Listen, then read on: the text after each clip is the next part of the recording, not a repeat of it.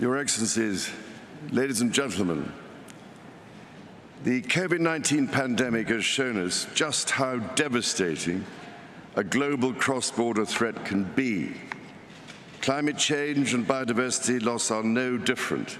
In fact, they pose an even greater existential threat, to the extent that we have to put ourselves on what might be called a warlike footing.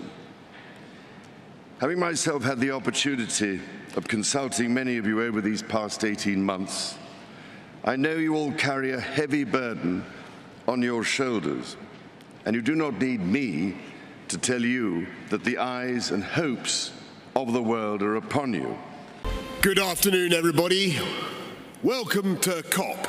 Welcome to Glasgow and to Scotland, whose most globally famous fictional son is almost certainly a man called James Bond, who generally comes to the climax of his highly lucrative films strapped to a doomsday device, desperately trying to work out which coloured wire to pull to turn it off, while a red digital clock ticks down remorselessly to a detonation that will end human life as we know it. And we are in roughly the same position, my fellow global leaders, as James Bond today.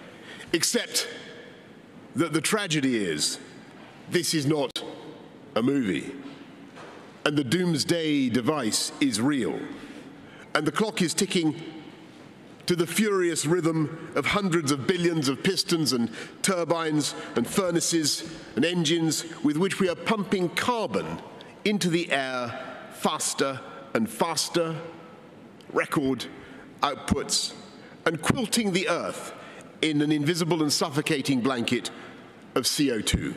Prime Minister Boris Johnson, I want to thank you and to thank COP President Alok Sharma for your hospitality, your leadership, and your tireless efforts in the preparation of this COP.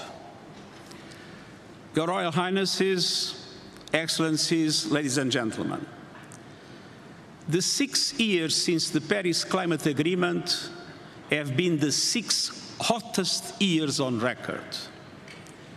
Our addiction to fossil fuels is pushing humanity to the brink. We face a stark choice.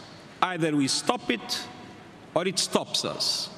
And it's time to say, enough.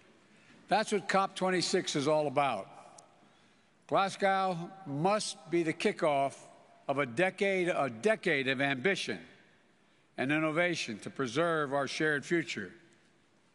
Climate change is already ravaging the world.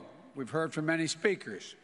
It's not hypothetical. It's not a hypothetical threat. It's destroying people's lives and livelihoods, and doing it every single day. It's costing our nations trillions. It is my pleasure to welcome His Excellency Mr. Gotabaya Rajapaksa, President of Sri Lanka. Your Excellency, you have the floor.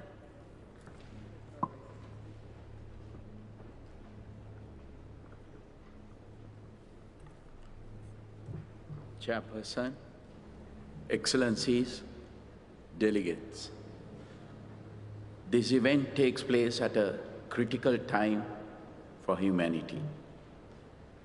As a developing tropical island nation with abundant biodiversity, Sri Lanka is deeply aware of the impacts of climate change.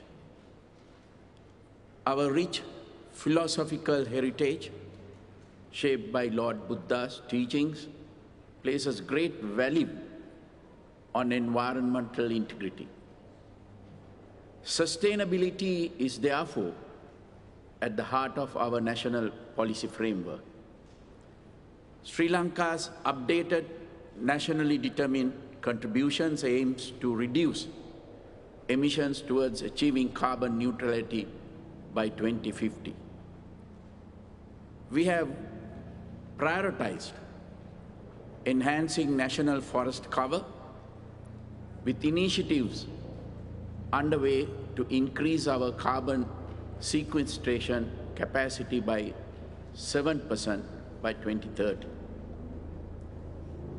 We will increase contribution of renewable energy sources to 70% of national energy needs by 2030 and are taking steps to phase out use of fossil fuels. Sri Lanka is also proud to be a co-lead of the Global Energy Compact for no new coal power. Sri Lanka recently restricted imports of chemical fertilizers, pesticides, and weedicides due to public health concerns, water contamination, soil degradation, and biodiversity impacts. Although opposed by entrenched lobbies, this has created opportunities for innovation and investment into organic agriculture that will be healthier and more sustainable in future.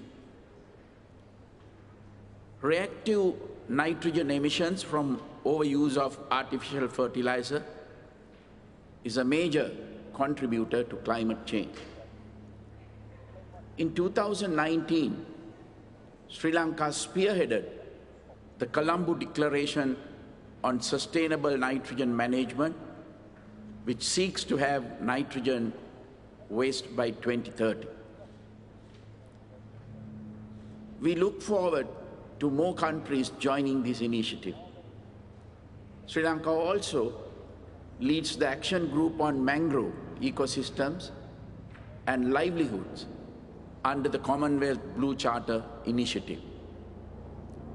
Sri Lanka welcomes investments, technology transfers, and climate financing for its ambitious sustainability efforts, along with broader development assistance to support recovery from the COVID-19 pandemic.